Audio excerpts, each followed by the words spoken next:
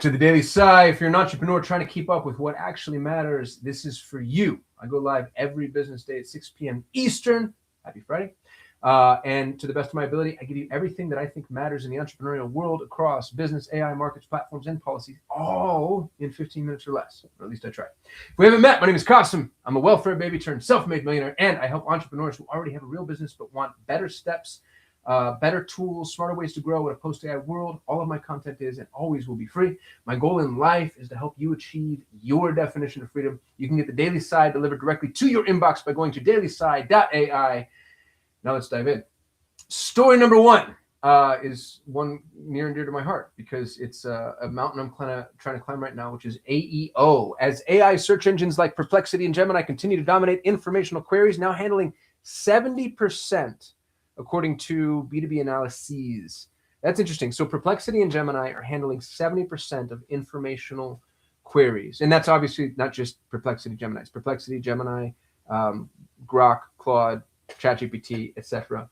And what you'll notice too is if you're a Google user, Google's actually prioritizing AI first answers over search results, which is interesting because that's Google's primary monetization model. So they're taking, I don't know what it is now, 80% of their revenue out back and shooting it in the back of the head with the understanding that AI answers need to be front and center in order for them to maintain market share. Now, the odds of them monetizing that real estate are 100%.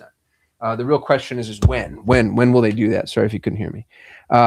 So if you're an entrepreneur, I think the most important thing for you to do right now is really pay attention to how you can make sure you're staying visible to AI engines. I don't like calling them search engines because it's not search.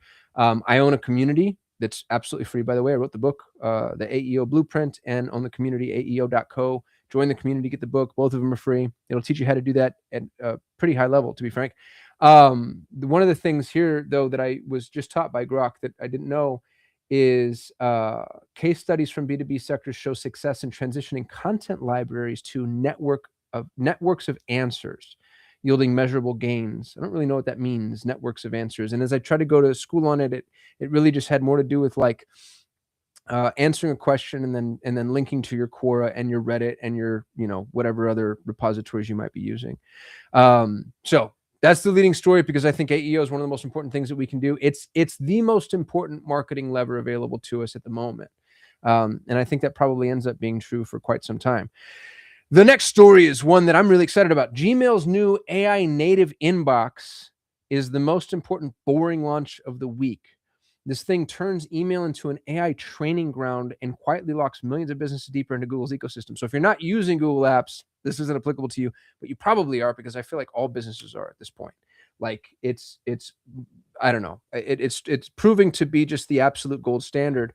And the AI inbox, man, it looks cool. It looks really cool. It's summaries of your inbox. Instead of looking at just individual emails, it kind of summarizes everything and amalgamates what you need to know about your day. Summaries of emails, so summaries of the inbox, summaries of specific emails, suggested replies, and then tools for generating and polishing messages. It's kind of expensive, to be honest with you. Like they keep trying to prompt me to upgrade for, I think, $100 per person per month in order to use Google's more advanced suite. I don't know. I think I'm already paying $30 per person per month. So feels as though they're charging a premium. And as I really think about it, if you got a couple hundred employees and you make all of them, I don't know what, 1% more efficient, you kind of just paid for itself, didn't it? So if you played with AI, the Google's AI inbox, I'd love to know what you think. If you haven't, it's worth paying attention to if you want to improve some efficiency. Soundbite for data security. Data security is, they're calling it the new AI gold rush. In the world of the gold rush sells shovels, data security might be that.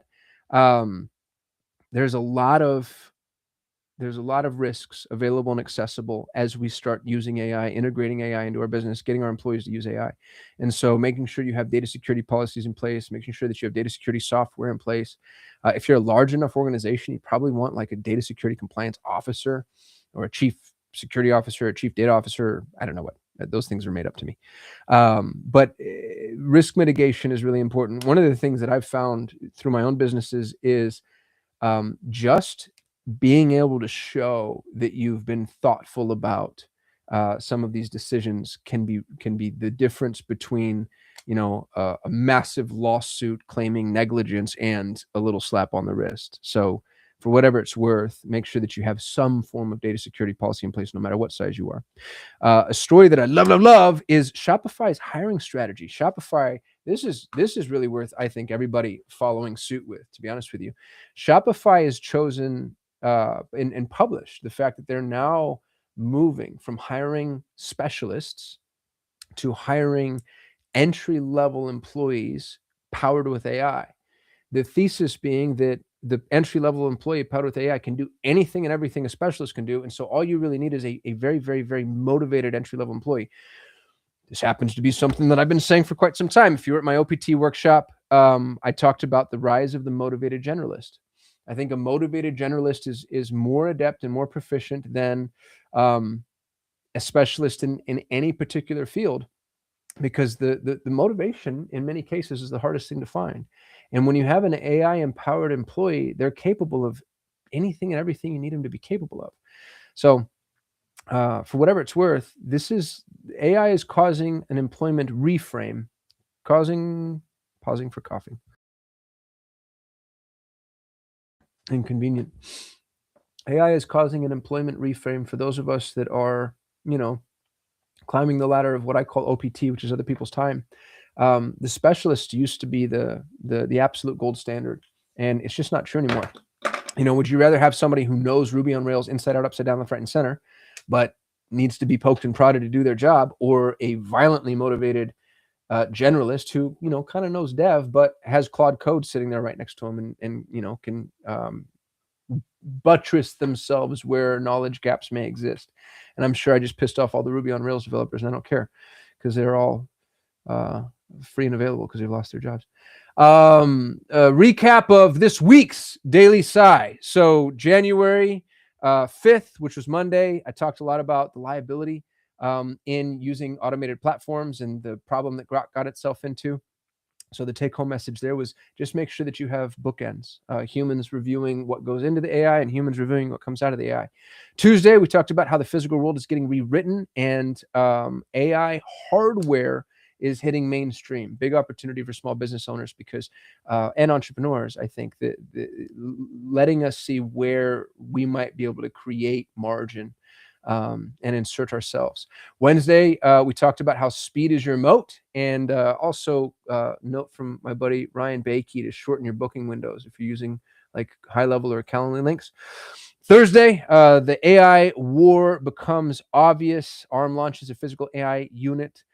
Robots are coming to SMB use cases this year, which is, I think going to be really exciting. And that's it. This was, man, I don't know about y'all, but 2026 is just in a really, really, really good way has been overwhelming. The amount of business that's coming to us, the amount of opportunities that I'm seeing, all the stuff that nobody wasted any time. At least that's the way it feels. People did not waste time coming back from the new year and really diving in deep. I think it's going to be really interesting to see what happens this year. This is the first year we've had a full cycle economic integration with all of these new toys that everybody has to play with, and the acceleration is it's impossible to even begin to hyperbolize. We're feeling it, you know what I mean? We're feeling the speed, and we're feeling the depth. And if you're not feeling it, you're not paying attention. So if you're an entrepreneur or a business owner, this is your time. Ahmad Mustaq said we have 1,000 days, and he said it 150 days ago. So, we've got 3 years-ish, 2.5 years to really make hay while the sun is shining. If you're an employee, this is going to be tough. Depending on who you are. I think I like Sean Putty had this really great analogy in one of the episodes of My First Million. He talked about the K-shaped economy. And the K-shaped economy, the upward trending leg of the K, is 20% of people are going to become so productive that they exceed any demand.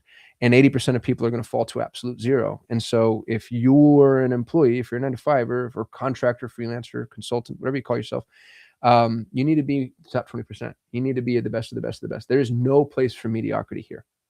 If you're an employer, it's important to know, because, if you've got a great big team, mediocrity used to be not just excusable, but actually necessary.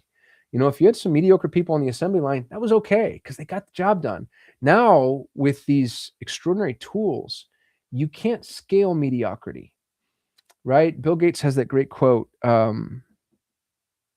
scale applied to an inefficient system only amplifies the inefficiency. I got the gist right there. You need excellence. You need the absolute best of the best. And with this new framing, people become so leverageable that you really can't afford to pay for that. So my strong advice to you would be pay more. Pay 10% more than the high water mark. I was talking to my buddy Tyler this morning about this today. And people misunderstand me when I say that. It's like, hey, how do I get top talent? Pay more. People want to win. Winners want to win. Money's how we keep score. Pay more. How much more cost them? 10% more.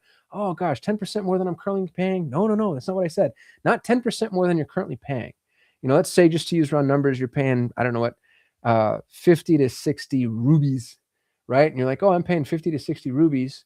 I need to pay 10% more than 50 or 10% more than 60. That's 66. And what I'm telling you is 10% more than the high water mark. Well, what if the window is, 40 to 80? I want you to pay 10% more than 80, and which is, 88. And now you're at effectively 90, rounding up. And you're like, dude, I can't go from paying 60 to paying 90. And what I'm here to tell you is you can't afford not to, because you're paying 60 for someone who's probably B minus, and 90 will get you somebody who's A triple plus. And that's the person that you want to scale using AI. So pay 10% more than the high water mark, and then get the hell out of people's way. When you have top talent, you'll know, because you don't have to manage them.